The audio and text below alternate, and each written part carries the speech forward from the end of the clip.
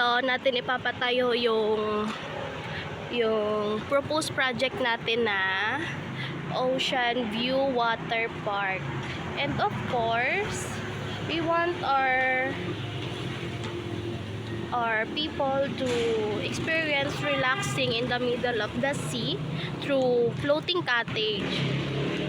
And of course, we want to develop a beautifully landscaped area that provide a peaceful escape, perfect for walking, jogging, or simply unwinding.